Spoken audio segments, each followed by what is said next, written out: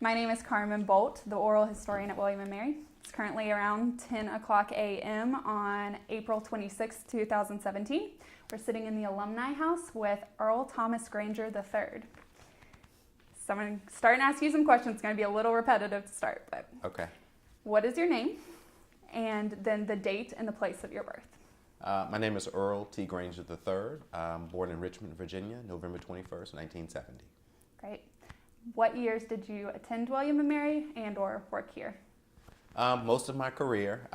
You've I was been a here so student. long. Yeah, I was a student from 1988 until 1992 for my undergraduate studies, and I started working here then.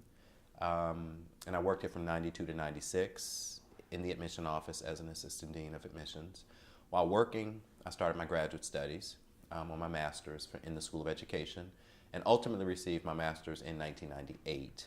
But I left William & Mary in 96, went to work at Tufts, and then spent some time at UNC Chapel Hill, and returned to William & Mary in 2006, and I've been here since. Yeah, so a lot of coming and going, but this seems to be home. It is home. It is definitely home. Great. Well, can you tell me, you told me that you were born in Richmond, Virginia, but can you tell me a little bit of how you were raised and about your family? Sure. Come from a very, very tight-knit family. I have an older sister, and we, as you know, we were born and raised in Richmond. Again, close family. Education was always stressed. In fact, when I think back, my paternal grandmother was the first one in her family to actually finish high school. And so in terms of the conversation in our household, it wasn't a matter of when you go to college or if you would go to college. It was about when you would go to college. So raised in the church, grew up Presbyterian, so a very tight-knit, close church family as well as biological family. My mom worked in the public school system.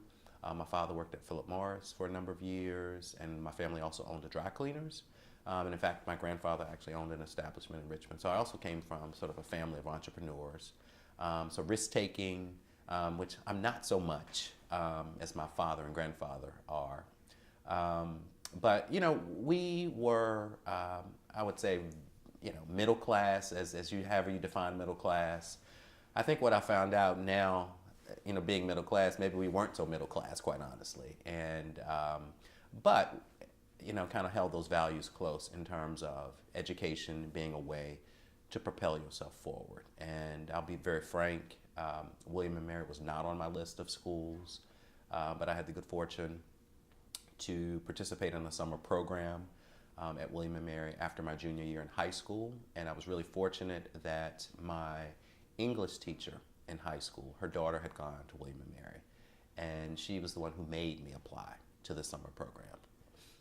It wasn't voluntary. She made me apply, and it was probably one of the best decisions I've ever made. And so I spent 4 weeks rather, in the summer of July 1987, very hot and brutal summer, but it was really the first time I had been away from home for an extended period of time like that without my parents. And that's what really introduced me to William & Mary, which ultimately framed and influenced my decision to apply a year later for admission. And I owe a lot of that credit to a woman who was here who's now deceased, Dr. Carol Hardy. And we used to call her Dean. And for years, I had often heard of this woman, Dean, and I actually thought it was her name, not a title that's associated with, you know, academic titles or whatever. But that's the reason that I ultimately came to William & Mary. It was Dean Hardy. That's wonderful. So did you encounter Dean Hardy during the STEP program you were? Yeah, the STEP program, the Student Transition Enrichment Program. I mean, that was her program. And she had, I think, written a grant years ago. And actually just generations of students participated. And, you know, it was a program for high-achieving students of color from Virginia. And I will tell you, I still have some of my best friends today who I met in that program, many of whom came to William & Mary, many of whom did not come to William & Mary. But we've stayed in touch. Now with the advent of Facebook and social media, we're really able to keep up with one another. But yeah, Dean Hardy and that STEP program really opened my eyes in some ways that what you don't know, you don't know what you don't know. And, I had a good fortune to take a calculus class when I was here with a guy by the name of Dr. Connors, who's now deceased. But when I came here as a freshman, I reconnected with him.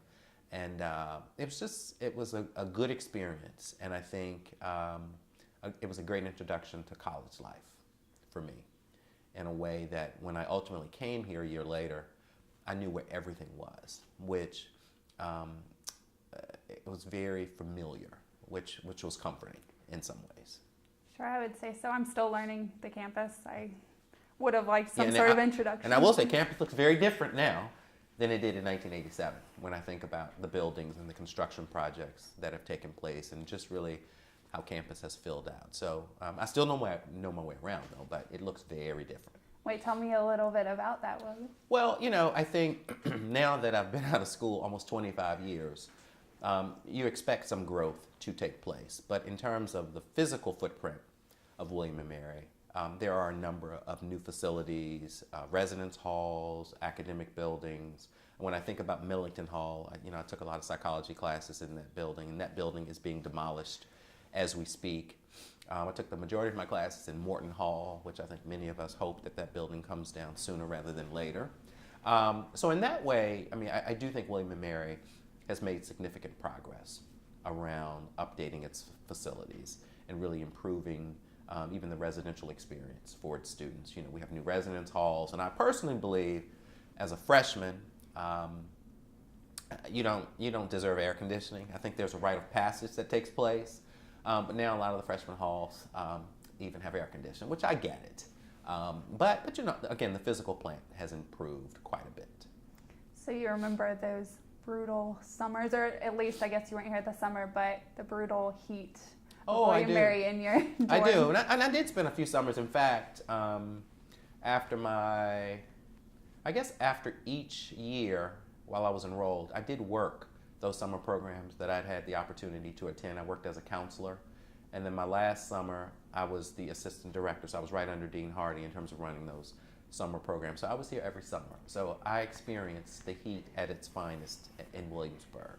Minus the air conditioning. Minus the air conditioning. The only place you could get air conditioning was in the common space, the lounges. But once you retired to your rooms, that was it. Sweat it out. That's right.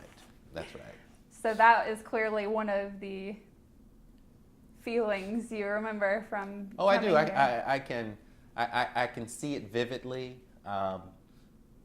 It almost brings back, I hate to say this, but smells. Like, there are things that when I walk into certain spaces, even on campus now, like the campus center on Jamestown Road, which I'm surprised that building is still standing. There's a certain aroma that goes with that building that reminds me of 1987, 1988. And there are certain things that happen that sort of trigger certain memories for periods of time in your memory. So I have very fond memories of most of the spaces on campus.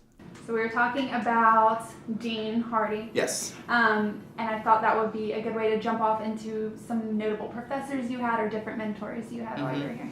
Yeah, I was really fortunate that, one of the reasons I chose William & Mary was because of the size and being relatively small compared to a lot of other sort of top national universities. I felt like I really would get an opportunity to know a lot of people, especially professors, but Dean Hardy in particular holds a very special place in my heart. But the list goes on. I can think about Dr. Joanne Braxton in the English department. I can think about Dr. Heather McDonald in the geology department. I hate to name names because I'm going to forget some folks. Sam Sadler was the vice president for student affairs here all of my years while I was here. And even when I think about more broadly, there are also people even in the community that really do and did help out students at William & Mary, especially Black students. And I think that in some ways it was a community within a community on this campus. And I just think you tend to be drawn to people like yourselves for a variety of reasons.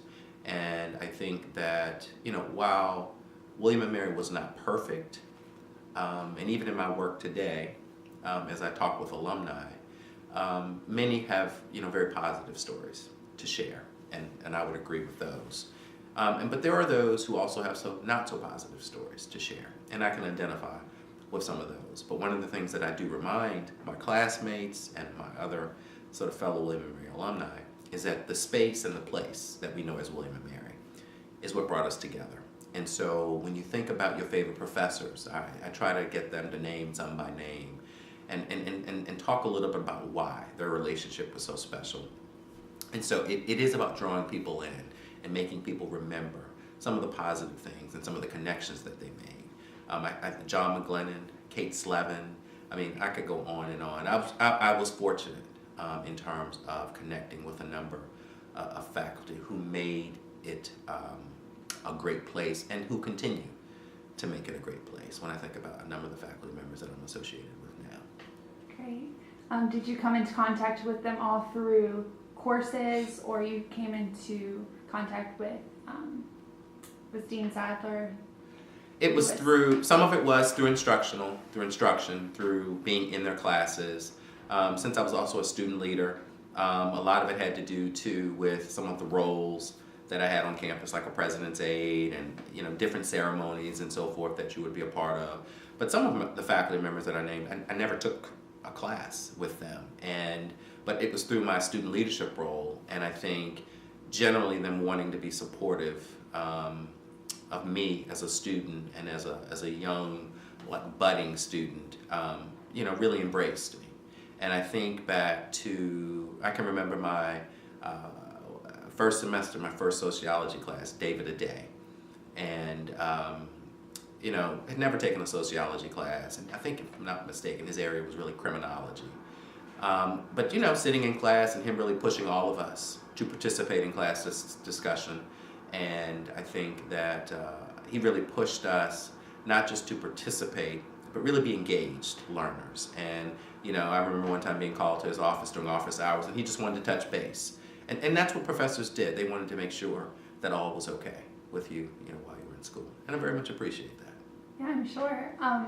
So you've actually listed a sociology class you took, English professor at least, and geology, was it? What were you studying during this time? I was studying everything. I was like a bit of student of life. I ultimately ended up with public policy, which at the time, the public policy, now it's a full official major. Well, at the time, it wasn't quite as formulated as it is now. Which it still is. It was more interdisciplinary.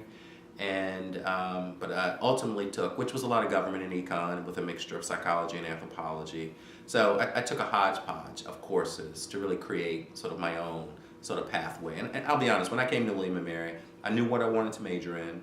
I wanted to go back to Richmond, and I wanted to run the city. I wanted to be the city manager.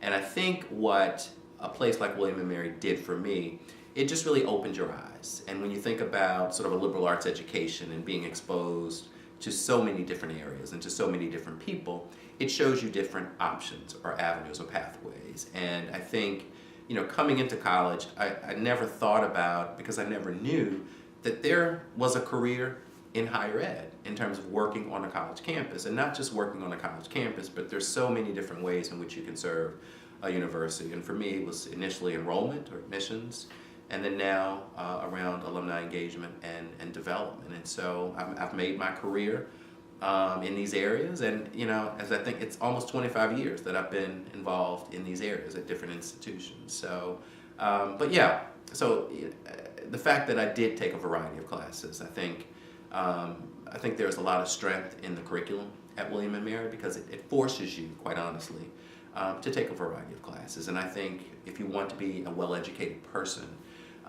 that is what you do. You take lots of different classes, some of which you're going to enjoy, some of which, if not all of which, you're going to find quite challenging, and some you're going to not be so fond of. But I think at the end of the day, you come out on the other side thinking very differently, thinking in ways that, based on your own experiences, maybe weren't present for you. And I think, as you think about being a human being in the world in which we live today, and really wanting to be, and I wouldn't say a spokesperson, but just being aware of sort of what's happening. When I think about the education that I received, I really feel like the training and the education and the exposure really helps me formulate ideas and opportunities and concept and really think through those things in a much more sort of strategic and coherent way. So, and I owe that to William and Mary. Wonderful. I want to jump back just 1 second because you were mentioning how you came into contact with a number of the mentors you had, and that was through the types of student activities you were a part of. And I have a little list here, but I don't think it even covers it. Admissions intern, tour guide, tutor, president's aide, senior class homecoming representative, president of the Black Student Organization. I need to know what motivated you to jump in all of these things and get so engaged. That is a very good question. And, you know, by nature, I think I came to William and Mary wanting to be involved. I have been involved, you know, in high school, middle school, however you want to, how far back you want to go. I've always been involved. And so that was really a continuation of sort of what I think I had already experienced. But I think for me, I knew I wanted college to be more than just an academic experience. I really wanted to be as holistic as possible. I wanted to stretch myself. I wanted to meet new and different people. You know, I think there were 5 or 6 of us that came from my high school when we got here, and none of us lived together. And it just so happened, I ended up rooming with a gentleman by the name of Matthew Brandon. And we did not request each other, but we had known each other since the 6th grade. And we weren't, quite honestly, that fond of each other when we left. And it was really middle school, quite honestly. But we ended up being roommates freshman year. And we, in fact, ended up being roommates all 4 years of our time here. And we are very fond of each other now, I will add. And but I think that being involved as a student leader, and when we were here, I think maybe there were 400 African American students on campus, and at that point in time, enrollment was probably around 5,500 or so. So there weren't significant numbers of African American students, and you know, quite honestly, people identify differently, and I feel like you do what you do in terms of how you feel comfortable, in terms of how you identify. But I always felt like there was a calling for me in terms of being a voice, not just for African American students, but for sort of other underrepresented populations on this campus. And I took that role very seriously, but I always just led with being Earl. I wasn't trying to, you know, please everybody. And one thing that Dean Hardy sort of left with me, and she said, Earl, you know, at the end of the day, as long as you make an informed decision based on the information that you have at that point in time, that's what you go with. It's okay to tell people I have additional information, so I'm changing my decision. But at that point in time, you make a decision based on the information that you have. So it's not about pleasing people. It's about making good decisions based on the information. And so that's what I did as a student leader. And I think that, you know, I think people recognize that. You know, a few people have actually had conversations with me recently about some other things, but that people genuinely were drawn to me, even when I wasn't trying. And I think part of it had to do with just the genuine nature in terms of sort of how I interacted with people. And I was a little bit of a comedian too. And so, you know, I think humor sometimes lessens the load. And for me, I honestly, I was probably a little too involved early on, which probably had a little impact on my academic performance, but it was fine. But it was just who I was. I think I came to William and Mary as a student leader, and I think William and Mary really embraced that and encouraged that. And the other thing that Dean Hardy would often say to us is, I need you to remember that this is your institution, so I need you to own it. And so I need you to own that experience. And so for her, it was very much about creating student leaders and encouraging student leadership development. And so I felt like I was taking advantage of those opportunities presented to me. Wonderful. That sounds like you were prepared once you got here to just jump into a number of things, and that really continued throughout your time. It did. And again, I probably was a little, some people would say I probably was a little too social. You know, I jokingly, you know, I had probably perfect attendance at all the parties on campus. I missed very few social engagements, so, which is okay, but sometimes that's not the best thing to do. It gets your name out there. It does. It definitely does. But it also impacts your studies. So Maybe just a little. just a little bit. Just a little bit. Well, not only were you involved in some of these things, though, but you actually ended up being the president of the Black Student Organization. Can you talk a little bit about how that came to be? Yeah, I'm not sure how it came to be. I had been involved in the Black Student Organization my freshman year and my sophomore year, and I think what probably did it was freshman year. There was a guy who was president. His name was Keith Jasper, and it just so happened Keith's father was my teacher in high school, so I sort of knew Keith, and he was actually our music teacher, and I was the drum major in high school, and so I spent a lot of time with Keith's father. And he hosted me for Prospective Student Weekend, and he was the incoming president for that year. And so we became very close and still are very close today. But he really did lead the organization in a way that I really admired the work that he had done. And so I think for me, it was just very natural. I had been so involved. It was sort of natural. And I think that you've got to remember, you've always got to invest in the next generation of leadership. And I felt like in some ways I was being primed and groomed for that role. And so at some point it just happened. And junior year was just the year. And in fact, the young man that I mentioned, Matt Brandon, who was my roommate, he was the vice president the year I was president. And so I felt like we did some great things. We knew we had lots of work to do. There was also, during a period of time, I think I can remember in particular, now I'm running all this together though, but when we were in college, there were some issues around, and I'm trying to think of Virginia Beach, and this probably would have been my freshman year, maybe my sophomore year. There was this huge gathering of African American college students. It was sort of like Beach Week, but it was around, I guess, Labor Day or Memorial Day. I don't know which holiday it was now. But one of the last years that it occurred, the city of Virginia Beach called in the National Guard. And it really created a not so positive dynamic. And so I think for many of us, you know, having those things happen, really not that far from us, gave us the opportunity to rally around what we considered some of the injustices that were occurring. And it was also around the time where the Rodney King episode out in LA was also occurring. And it's so funny, even as I think about some of the Black Lives Matter movement now, you know, in some ways, some of those same things are happening in our society today. And I do feel like college campuses are microcosms of the real world.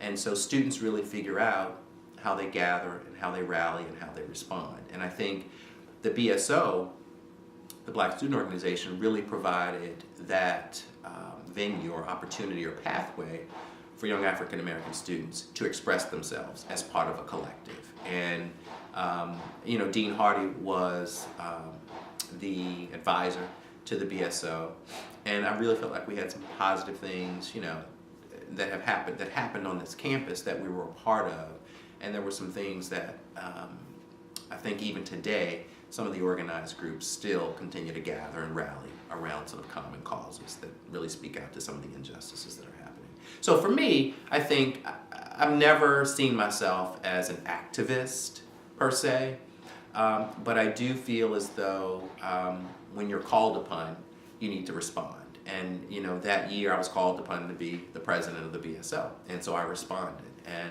you know, I felt like we had a pretty good year. You know, so. Were there any memorable events that happened under your leadership, or just during the time you were involved in the BSO, that stick out to you? Yeah, you know, on a more positive note, there were some things that we did as part of Family Weekend, which was Parents Weekend then. We entertained our parents in a way. We had talent shows, we had dinners. One of the things that the BSO did participate in pretty powerfully were the homecoming parades. And for several years, we won first, second, or third in the float competition. And I think freshman year is probably one that sticks out the most. I think the theme was around something about music, and we had the Motown Review. And we were up all night long putting together this chicken wire structure so we could use the paper mache, is that what you call that stuff? And we created this very colorful jukebox. And we had, I think I was a Temptation, we had the Supremes, but these were all students who, we were dressed in the garb for that era, and just really had a good time. And I think one of the things that did is, I think it got the BSO noticed in a way that probably wasn't prevalent before. We were in the parade, walking down the street as a part of homecoming. We were just students, having fun. So those are some of the things that I remember. I think, there were also pretty tenuous times too, where there are situations that occurred while we were here, where young African American students were called out of their name, or I can remember having a very heated conversation, not heated, but intense conversation with Dean Sadler. And we had a series of, I don't know if there were robberies around town, and there was some concern about how we were using the descriptors when we were trying to identify the assailants, I guess. And there were some differences when they were African American and how we described versus when they were white and how we described. And so I can remember having conversations with Dean Sadler about, let's just make sure we're consistent about what we're doing, and let's just really be sensitized to how people internalize this across campus. And so, I think being a student leader, being in the BSO, being a president's aide, it gave some of us a platform to have an audience, even though I think, Dean Sadler, Dean Hardy, everybody, even the president would have had an audience with anyone. But there were some natural sort of spaces to kind of have some of those conversations that really did shape sort of some of the, I wouldn't say policies, but shape some of the things how we responded to some things as a community. Great. Do you remember that conversation being effective, having that kind of... Oh, I do. I do. And I think part of it is, I think until you do it, you don't know how people are going to respond. And I think it's important for people to speak up when they're not feeling comfortable, because you don't know what you don't know. And sometimes it's about raising your hand and letting people know, hey, let's think about this differently. So part of it is just engaging in the conversation. And so I do feel like we ended up better on the other side of some of those conversations. Great. And you also mentioned that some of the different events or controversies that were occurring nationwide, you at least recall those happening. Do you remember anything happening on campus as a result of any of the... Yeah, I don't remember which year, and I think, I'll be honest, it's all running together. I don't remember if it was the Rodney King or the O.J. Simpson situation, but I do remember it was either my junior or senior year. The Black student organizations rallied, and I remember we all had on black, and we rallied and we marched from the campus center, which is where the BSO office was. We marched over to the Wren building, and I think it was the Rodney King situation. It was no justice, no peace, and just really calling attention to how African Americans were being treated by law enforcement agencies. And when you think about it, some of that is still very prevalent today. So that one sticks out for me in my head very clearly, very clearly. So yeah. Thank you for sharing that. What about any other difficult experiences you recall during your time on campus? That could be anything from the academic side of things to social side of things. Is there anything that sticks out? Yeah, I think that I can remember in 1988, there were a group of us, all happened to be young black men, some of whom were athletes. I remember we were walking across campus, and I can remember being it's where Dare Gym is. So I guess that's U-Crop Way. And I remember a truckload of young white men, boys, driving by and calling us the N-word. And I think sometimes when you're on a college campus, you think you're in this bubble. But then sometimes reality hits when those kinds of things kind of happen. And we were all shaken a bit. And I remember it was sort of dusk, it was getting dark, and we weren't quite sure what was going to happen. But I think that, one, we had each other, we were all together. We were pissed, angry, and I think we ended up talking to Dean Hardy about it, and I think she made us report it to campus police, because it did happen but of course nobody was looking at the truck to describe what it looked like. We were just sort of in shock. And I think that, that in some ways that was our introduction to William, because that happened the summer before we were starting freshman year. And so I think that framed for us sort of like the beginning of the journey that we were going to take. And I think what it also did, it goes to show you, we don't live in this Pollyanna kind of world in which you're quote unquote safe from many things. And I think that, we recognize, we were going to have some great times while we were here, but we were also going to have some challenging times while we were here. And so I think for many of us, we knew what we were getting into from an academic standpoint. And I think what the part you're not quite so certain are sort of the social pieces until you're a part of the community in terms of the fabric of the community. And I think, there were organizations that many African American students were drawn to, like the Black Student Organization, like Ebony Expressions, the Gospel Choir, some of the historically Black Greek letter fraternities and sororities. And when you think about sort of Black-focused student groups, that was pretty much it. You had BSO, Ebony, and you had Greek life. And so when I look across campus now, there's so many more organizations that students can choose from. But again, it was sort of that community within a community. And I think that, when you built relationships with upperclassmen, they would sort of help guide you, and quite honestly, they would tell you which professors not to take based on, there were some professors here at the time who, based on the color of your skin, you would not get higher than a C. And so they would tell you to steer clear of some of those professors. And so part of it was really being strategic about how you leveraged your relationships across campus. Now, admittedly, there were a lot more professors who were a lot more open and welcoming than some of the professors who were not. And I think part of it was listening to upperclassmen about choosing very carefully which professors you took. And that was a very early lesson, I think, that we all learned.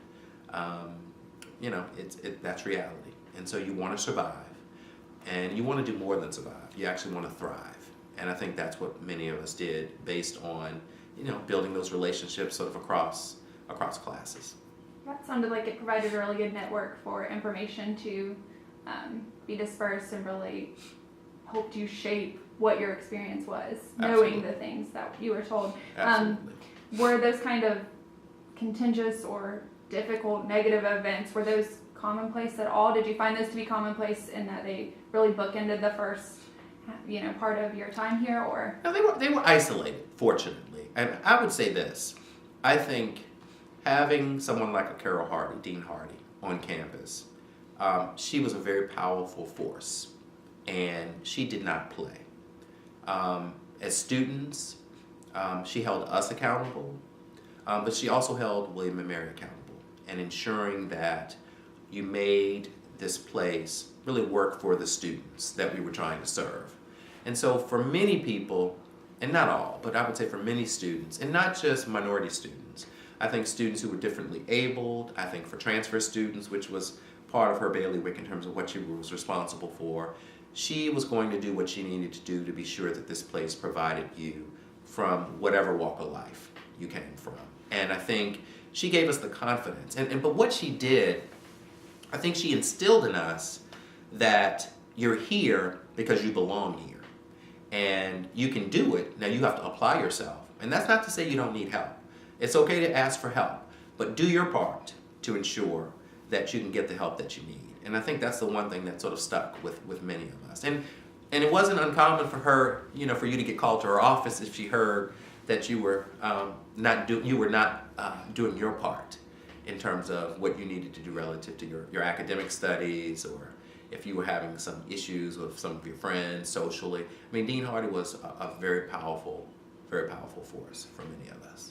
Sounds like it, but also a fantastic resource. Absolutely. It sounds like as well. Did you ever have any of those, the event that you were called to her office to have any? Oh, she would call me to her office all the time, and in fact, she hired me my sophomore year to work in her office, so she claimed so she could keep an eye on me, so she could save me from myself. But yeah, I would get called to her office, occasionally.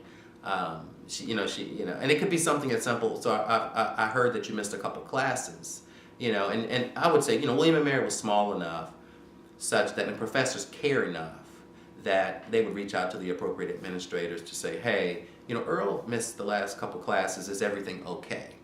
So Dean Hardy puts the call out. Is everything okay? Come on by and see me. So, I think it really talks about the strength of community.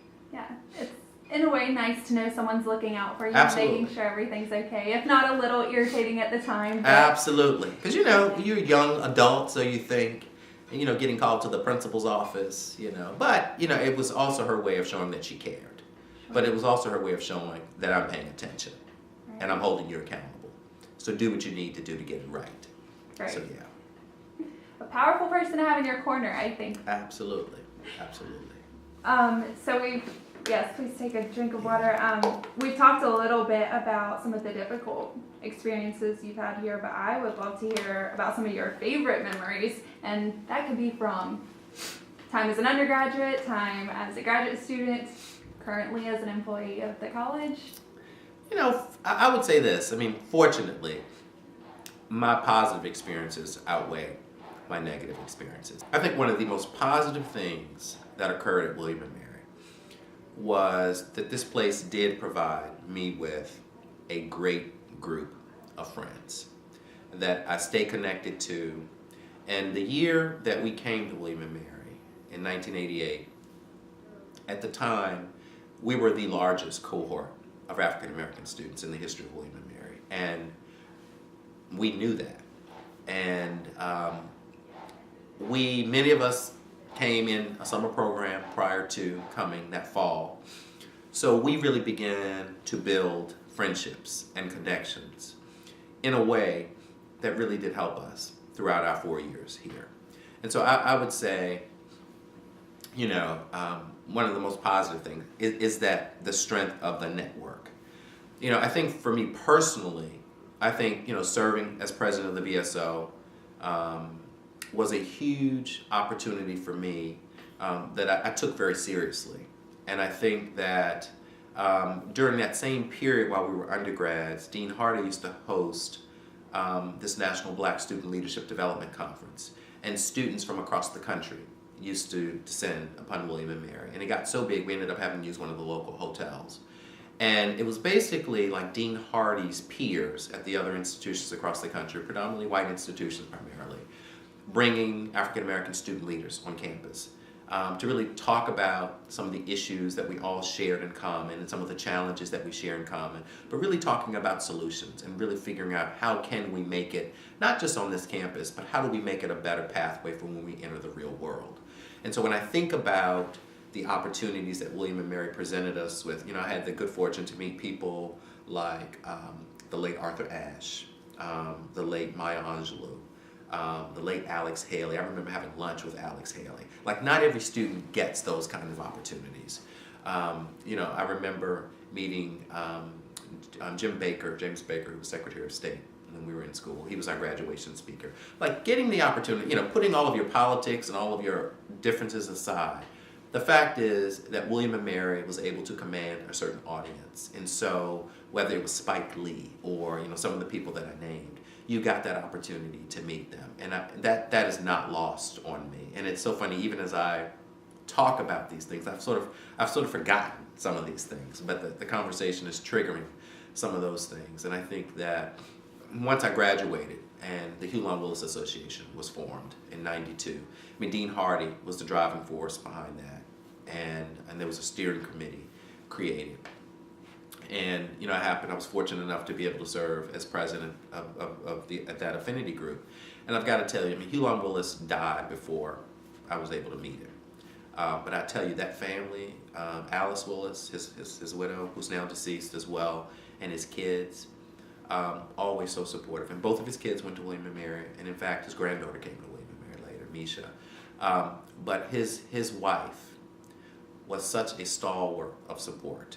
And I would have conversations with her, and I was just so very fond of her. And I would often ask her, I would say, we're thinking about doing such and such. And she would say, Earl, you have my blessing. I trust your judgment. You do what you think is right. And so really having that support from that family. And quite honestly, when I think about Hulan Willis, Sr., and sort of what he sacrificed to come to William & Mary, he was the first black student admitted to William & Mary. And so his family was in Petersburg.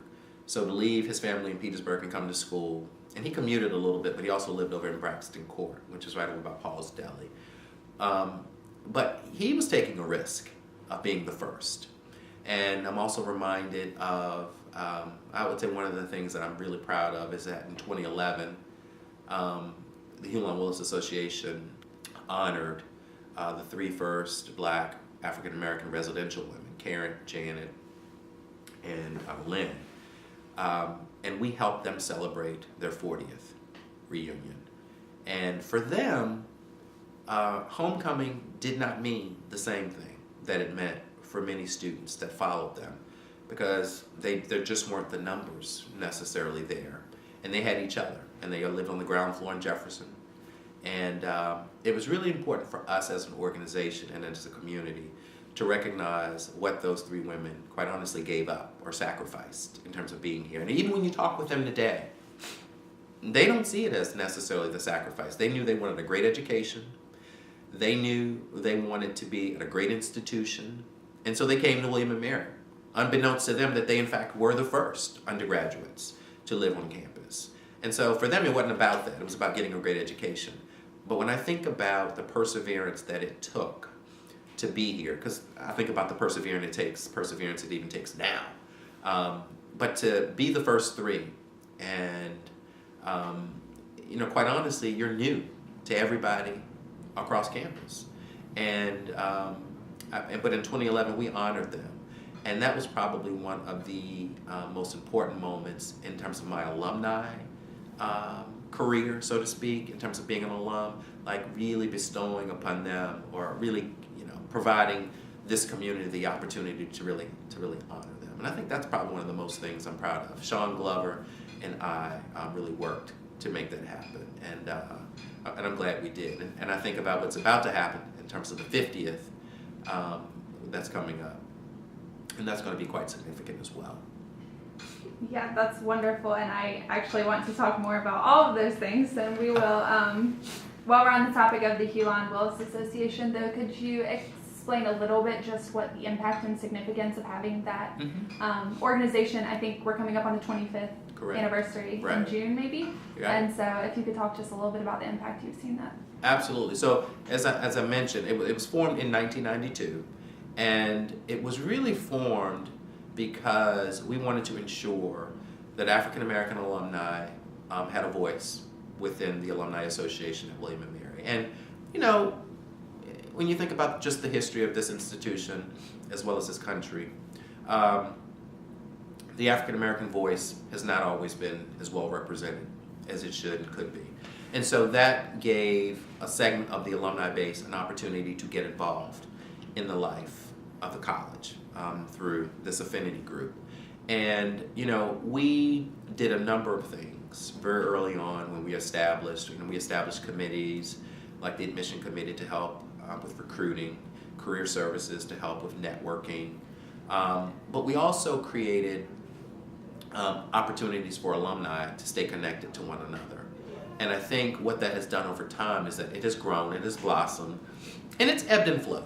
But one of the things that we have often done is to create an opportunity at homecoming for alumni to come and see each other.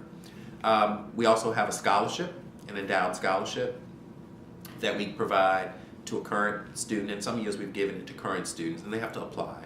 There's an application process. So it really has allowed alumni to become engaged in a different way, to support the institution philanthropically, and really giving honor to Hulan Willis in a way that was really important when you think about the time. I think he came in 1951 or 52. Just when you think about that moment in time and the significance that that has. And I would say this, I think Hulan Willis, the affinity group, also provides alumni an opportunity to take on leadership roles, even within the organization, and really feeling like they're giving back to the institution. And not that I would say Black alumni don't want to get involved in general, but I think when you're involved in something that touches you in a very personal way, like I can think of the first Hugh Long Willis Scholarship recipient was a young woman by the name of Crystal Woodson, now Crystal Pollard. We went to high school together, very good friends to this day. And she's taking an active role in helping organize the 25th reunion. I can think of another, Tavira Stith. I mean, the list goes on. Danny Green, who just got admitted to the PhD program at Stanford University. And so it's about supporting excellence. It's about supporting inclusive excellence, really trying to identify those ways in which we can get alumni, and not just African American alumni, because we want all alumni to support the Hugh Long Willis Association and its scholarship. But it is about recognizing that you've got to meet people where they are. And for many, I would say African American alumni, you know, the numbers were not great in the late 60s through the 70s and even through the early to mid 80s. So they found their community among themselves. And so it's about, in some ways, encouraging those kinds of things to happen, but encouraging them to also blossom out and to touch the community in a variety of ways. And so for me, you know, I support the Hugh Long Willis Association with my time, my talent, and my treasure, and really looking forward to celebrating the 25th. I'm really saddened the fact that Mrs. Willis won't be with us because, like I said, she has just really been a supporter. But her children and her granddaughter will be there, and so we're looking forward to celebrating the legacy. It'll be quite an event. It will. No doubt. It will. So a common thread, I think, through this whole interview is how your time here at William & Mary and the things you were involved in your education have shaped your trajectory since then. And I was hoping you could talk a little bit about that, how your education and professional experience, even as a student here, has continued to play out in your life even to this day. Well, you know, I think in addition to Dean Harding, when I think about the professional side, I had some great mentors when I started out in admissions. You know, Virginia Carey, who was the Dean of Admission when I was hired, Roxy Williams, at the time, and Roxy Shabazz, just really great mentors in terms of not just learning admission, but really understanding the complexities of a major university. And I think that what I learned those first 4 years working and really navigating William & Mary in a professional setting really set me up quite nicely when I went to Tufts and when I went to UNC Chapel Hill at the business school, the Keenan Blackwell Business School. And even throughout all of those times, I was able to create, innovate, and execute and implement a lot of what I learned here at William & Mary to make those environments better places. And when I came back in 2006, it really was about coming back home and continuing to advance William & Mary in a very different way. You know, for as much as I love this place, I also recognize that this is not a perfect place and that you've got to hold your institution accountable. And I knew we could do a better job in terms of diversifying the undergraduate student body in particular. And I knew there was a lot of runway to do that. And, you know, when I came back in 2006, the president then was a guy by the name of Gene Nickel, and the provost was Jeffrey Feist. And those things were very important to their leadership. And that was also very important to me in terms of really being able to do that and have an impact in terms of doing that. And so, but I will say, the more I became involved in the enrollment area, I also recognized that I got tired of students telling me, I can't come to William & Mary. And it was because, you know, we just can't afford it. We can't provide enough financial aid. So I really wanted to be a part of the solution. And so I transitioned into development and raising money. A big part of what we're doing, our current campaign for the Bowl, is around scholarships. So it's giving me the opportunity to give back in a very different way professionally, but also allowing me to leverage my relationships with alumni, sort of over my 25-year history, to say, somebody made a way for us. We need to make a way for the next generation. And I don't take no for an answer. even for those people who've had negative experiences with William and Mary, I acknowledge it. But again, I remind them of the place. I also remind them part of the reason that they've been successful in their own careers is because of William and Mary. And we have a responsibility to ensure that we provide for the next generation. And people tend to respond very positively around some of those challenges there. And so I just think my foundation from the start when I enrolled here as a student, but when I started working here, my colleagues were always concerned that I learned what I needed to know professionally so I could be successful. And it's so funny because one of them, Roxy, she was an associate dean, I think, at that time, and she would often comment that I have a feeling I'm going to be working for you at some point in time. And when I became the associate provost for enrollment, I think she was at Spelman at that point in time, and she was like, "See, I'm about to probably be working for you at some point in time," but that didn't happen. But it was the genuine nature and care that they provided. I often think people ask me if I had to do it all over again, would I go someplace else in terms of schooling? And you don't know what you don't know. I tend to say no. And when I think about the career that I've had, I owe a lot of that to William and Mary. Wonderful. Yeah, it's hard to even ask this next question because it's so obvious that you are, but I would like to know some of the ways other than those we've covered that you're still involved. I mean, you're working here, obviously, you're involved in these different organizations we've discussed, but what are some other things that keep you connected to the school, maybe outside of it being your job? That's hard to separate sometimes, which can be a challenge. I think, I'm not as involved in, say, the local chapter. And I think part of it is, it's just kind of where I am in life. I have young children. I'm quite involved with my kids, but, we come to many athletic events as a family. My kids have really grown up on this campus. In fact, a number of students have served as babysitters for my students, for my kids. So I've really developed some personal relationships with students and faculty. I have a number of faculty who are truly great friends, and we come together as a community pretty regularly throughout the academic year in our homes with our families. So for me, I've always been connected to this place professionally.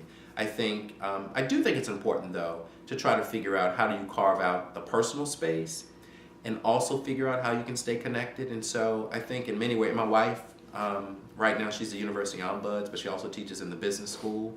So she's also found her space. One of my children hopes to come to William & Mary. My other child has no desire to come to William & Mary, wants to run far away as she can, which is fine. I get it, growing up in Williamsburg. But, I think time, talent, and treasure is sort of how I see it. And I think based on where I am in my own life determines sort of how I stay involved, sort of what I support. But I think it's pretty clear to many people what I support and what I truly believe in. Sure, great. I was going to ask about your children if they were future little members of the tribe, but one of them is, not the other one. To be determined. My older one is not. I can tell you that. No. Not even close. Does it hurt you a little bit to hear that, or? It doesn't, and I think it's important. You've got to know your kids, and William & Mary is not the place for everyone, and she recognizes this is not the place for her, and I can respect that. Sure. So, given the multiple roles you've had here, given the multiple times you've been here, each in their own little, sections. What ways has your perspective changed now that you are an employee of the school, working in the area you are working, as opposed to what your perspective was as a student of the college? Yeah, and clearly it's a different perspective. I think when you have to really make a conscious decision to work at your alma mater. And I do think there are things that you're aware of when you're a student that you have no idea of now as a professional. And I think sometimes, it's almost like when you work here on campus, you pull back the curtain sometimes, and not everything is pretty. But you figure out how can you work to change some of those things so that when you pull the curtain back, things do look different. Things are continuing to move forward. Things are progressing. So yeah, I mean, the perspective is definitely different. I wouldn't say it's a clouded perspective. I would say it's a much more informed perspective. I would say, William and Mary still has a number of areas that it needs to work on, and as a community, I think we can address some of those things. I think that, clearly we can do a better job in terms of diversification of the instructional faculty. We can do a much better job in terms of diversification of the senior level administrators who are on campus. I think we've done a very good job around undergraduate student enrollment. But so how can we replicate those things into some of those other ranks in terms of the faculty and the staff? Because it is sometimes, I think people forget, William and Mary is on the national stage and people do pay attention. And I think we have not kept pace with some of our competitors around diversification of faculty in particular, but senior administrators as well. And so I think for me, I also recognize the seat that I have at the table now. And I realize who I have access to and the conversations that I feel freely to have with those folks. And people have been very open and very responsive and very supportive. And I feel comfortable having the conversations and even the difficult conversations. And whether it's with the provost or the president or board members, I think people genuinely have been receptive. And so I think I do take my role seriously. And I think that for as long as I am here, I want to contribute in some very meaningful ways for William and Mary. So we were just discussing changes that you've seen happen on campus, but also some that you want to see in the future here. And could you speak a little bit more explicitly about that? What things you've seen change over your time here beyond maybe the footprint of the college, and what direction you hope it goes in the next few years? I do think William and Mary is a national treasure. And I think it's important for us to provide an environment that prepares each and every student to thrive, to really be successful, to be comfortable. And I don't necessarily meaning you don't want to challenge students, but you do want students to be able to thrive in this environment in a way that ties them to the place, so that when they graduate, they will be forever indebted to some degree and want to support the place, whether it's through time, talent, or treasure. But I do think it's really important for us to reflect as an institution periodically, to be sure that we're delivering, whether it's curricular, whether it's the social experience. And I guess for me, it is about providing the holistic experience. And I think when you think about a magnifying glass, like looking at every area of the space on campus, and I don't mean physical space, but I would just say sort of the intellectual pieces, the social pieces, the residential nature, like are we providing the kind of environment for each and every student in the 21st century? And I think for me, and I touched on this earlier, we must do a better job of diversification of the faculty. It really shouldn't have to take task forces or special committees to identify areas that an institution needs to work on. I think it's fine because it does draw attention to certain areas, but I think as a leading university, I think as par for the course in terms of how we do business, it should always be a part of the conversation. And so whether it's diversification of students, whether it's diversification of the faculty, whether it's talking about the curriculum, and that rests with the faculty. But I think it's important to always ask probing questions. And are we doing all that we can do to provide an environment that really looks like the world in which we live? And I think for me, and I would say this, when I was in charge of enrollment, and you're talking to families, and I mean all families, and they would ask about the diversity of the student body, or they would ask about the diversity of the faculty. For the most part, I think William and Mary has done a good job. I think we've done an outstanding job with the student piece. I think, again, there is a lot of work to be done with the faculty and with the senior team. And I think when I think about other universities, and I said this earlier, that we compete with as peers, we look very different. And that's problematic. And I think that's an area. And I would even say this, as I engage with alumni, especially African American alumni, and I would even say Latino alumni, that's one of the things that they pay attention to. And for many of them, it's the same William and Mary for them when they look back and then they look now. And so for some of them, they're looking for the signal that William and Mary is changing. And part of my job is to help educate them and bring them along and to highlight the areas in terms of where things have gotten better, because they have. And for me, it's always about perspective. And one of the things that I will say, I said, I need you to imagine 1967 when 3 young black women came to college. Trust me, the college looks very different than it did then. And so it's about framing it for them and providing the perspective. And not to say that we can't do better.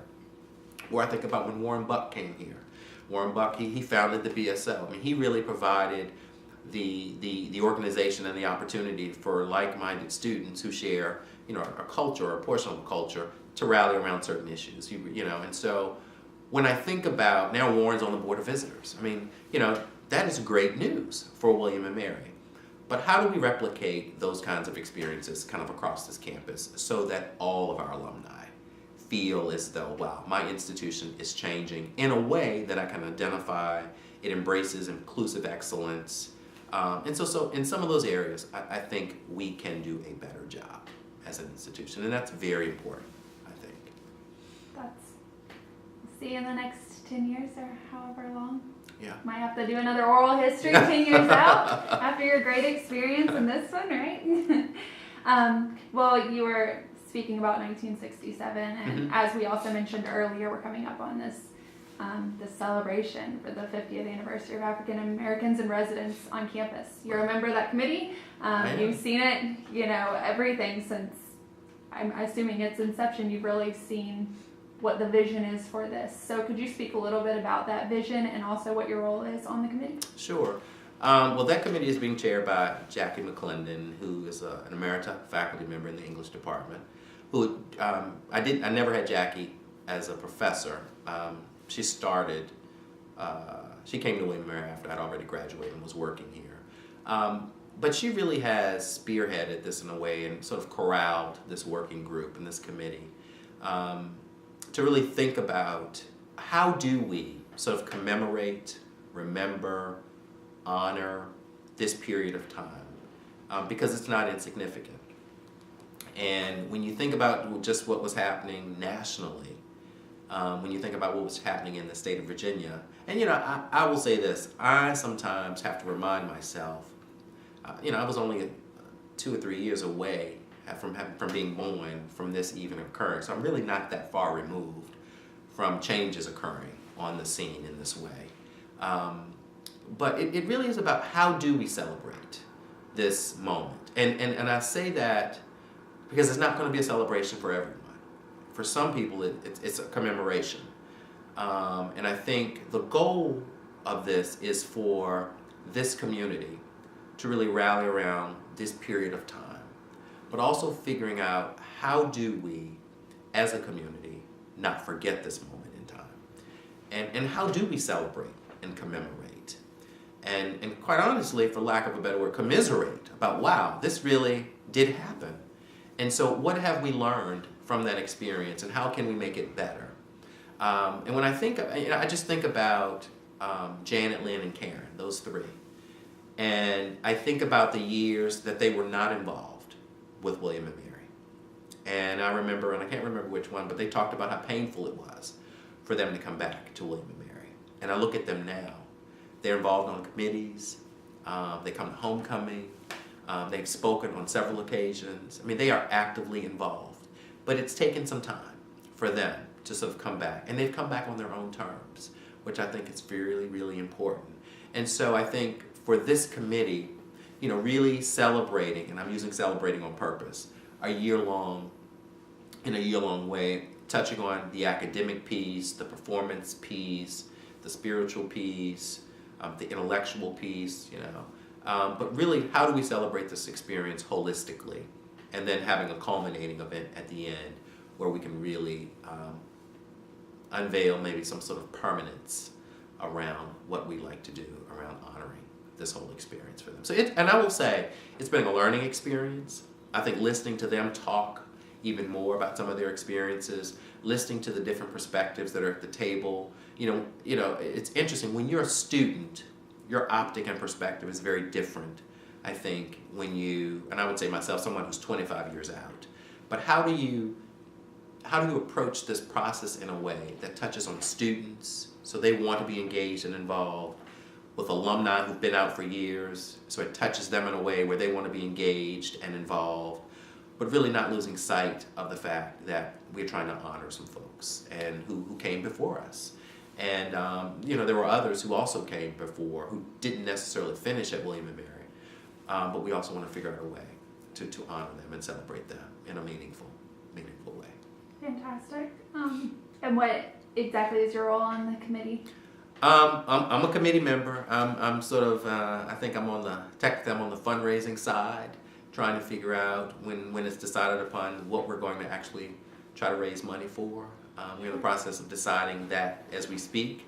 And I think for many people, I represent sort of a continuation, since I've been here for so long, and I've held a couple leadership posts through HWA and even through my undergrad years.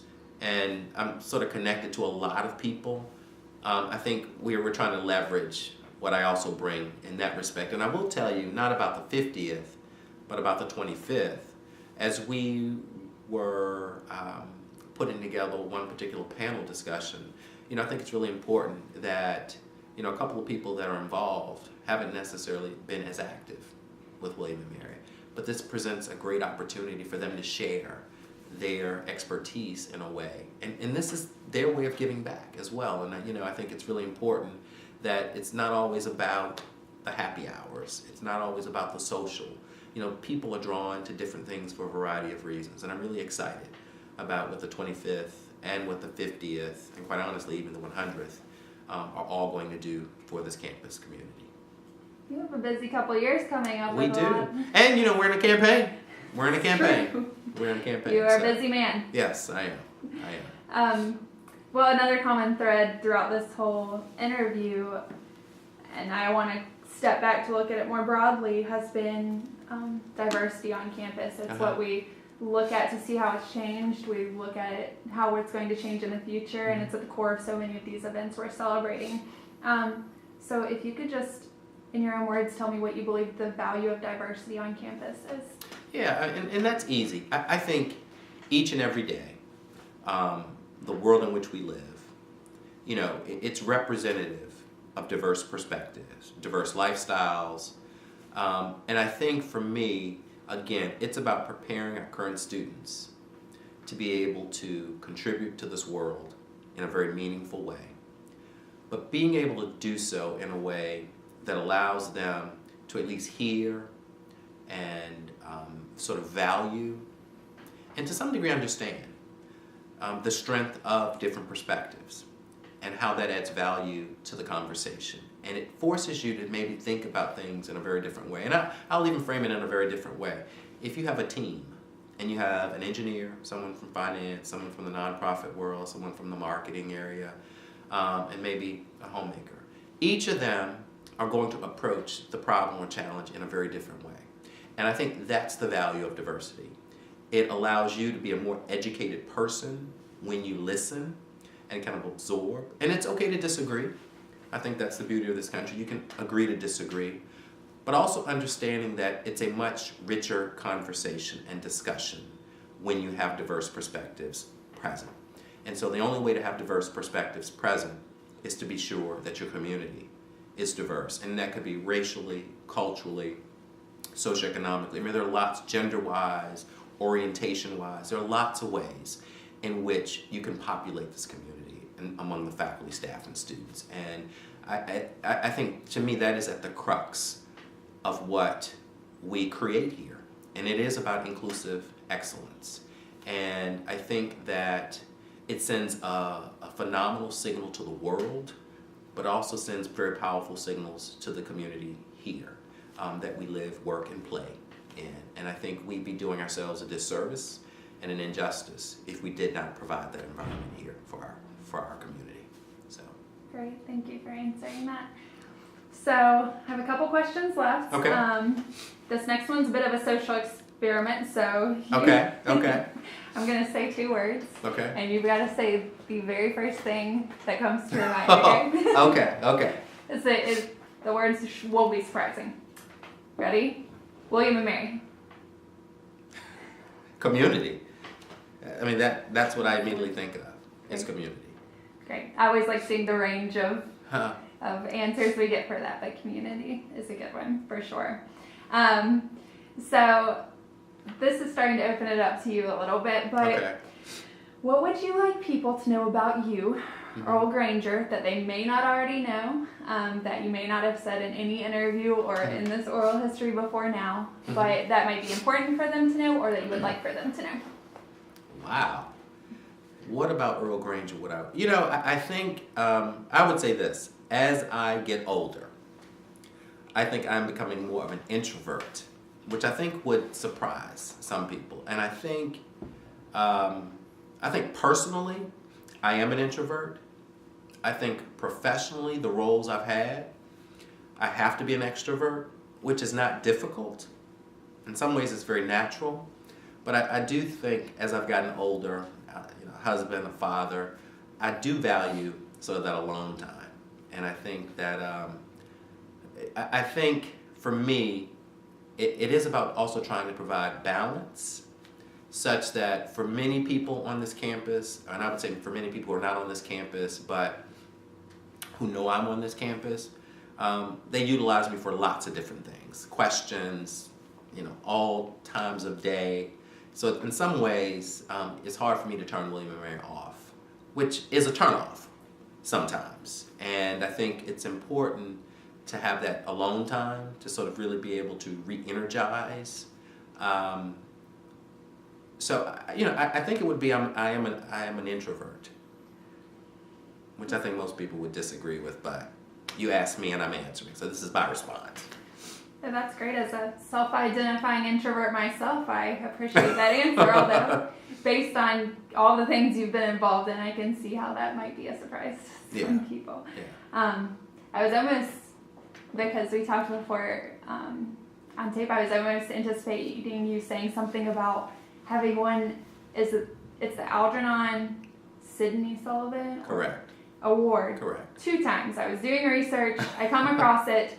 First time I put a question mark and I say twice because I come across it again another time sometime later, and that's quite the accomplishment. Can you? Thanks. Both times, quite a surprise.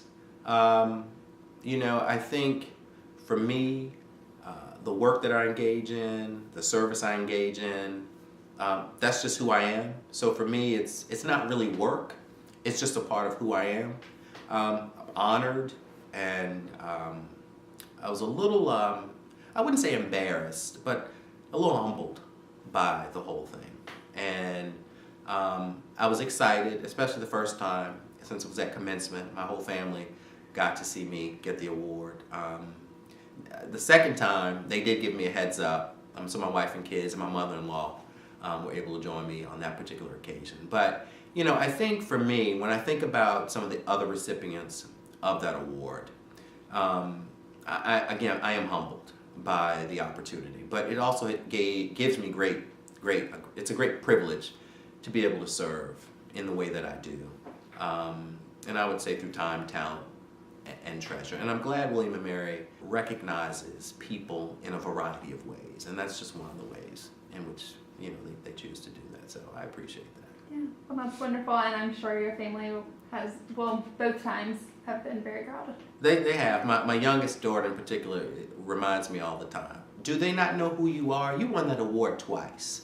They better recognize Dad. So. You'll have to share this video once it goes live. Yeah. They were recognized. Sort of like the question I asked a few minutes ago. Mm-hmm. What do you think individuals may or may not know about William and Mary, but it would be important for them to know about this college? Whether a positive thing, a difficult thing, just something that is important to know about William and Mary. Or that would be helpful to talk about. That would be helpful to talk about. Well, I would say, I think I think one of the things that is very helpful, would be very helpful, is I think as alumni of this place, we really do have an obligation to support this place through time, talent, and treasure. And I would say I've clearly, based on the work that I'm engaged in, I'm a lot more educated about the needs of William and Mary. But I do think for this institution to continue to advance in a very powerful way, I think for this institution to continue to enhance its brand, which you do through your alumni base and through PR and so forth, we do need to figure out individually how we want to be involved in the life. And maybe that's time, maybe that's talent, and maybe that's treasure. I'll leave it up to whomever. I hope it's all three. But I do think it's important. I'm not quite convinced people really understand the power of resources and the impact that it can have on the life of a current student or a current faculty member or a current staff member. So I really hope that people evaluate in a more serious way what their relationship is with William and Mary. And it may not always be positive, but figure out which areas of the university you would want to share in time, talent, or treasure. Because William and Mary needs you. And I think that William and Mary is going to be here for generations to come, and we need to ensure the vitality of this place through our own involvement, through time, talent, and treasure. So that's what I would say. Great. Well, thank you for answering my questions. I want to open it up to you now. Is there anything you thought I would ask you that I did not, or that you would like to talk about that we have not yet covered? No, not at all. I feel like you asked everything. What I would say, first of all, thank you for the opportunity to participate. I think I really hope, though, that as we embark on a number of celebrations and commemorations over the next couple of years, that these moments in time don't become what I call shelf projects. Like after they're over and done, it goes on the shelf. I really do hope people figure out how we incorporate a much more inclusive William and Mary, or how do we create a much more inclusive William and Mary, a William and Mary that truly does value diversity in the broadest sense, and really deliver for our students, for our faculty, and our staff, an environment that challenges us all, drives us all, but really does push us all to think more holistically about the experiences that we're providing and that we're having. And I think that as long as I'm here, I'll continue to push those things. And I think William and Mary has done a phenomenal job for a very long time in a variety of ways, but there's still always opportunities for growth. And I think it's important for us as an institution to be reflective. And I would even say this, I think, as Earl Granger, a member of the class of 1992, who happens to work at William and Mary right now, the Earl Granger, and I don't mean me, I mean me in the general sense, may not be here. And so what are we doing as an institution to be sure that we are providing the infrastructure for some of the work that we're engaged in to continue, irrespective of who's in a chair, but it's just about the body of work that we're engaged in. And that's really important to me and many other alumni. So that's what I would say. Wonderful. Well, thank you so much. We appreciate your time. You've been sitting Thank here you. for a couple hours with the light shining on you, but we really do appreciate you sitting down and talking with us. Again, thank you for the opportunity. It's been great. All right.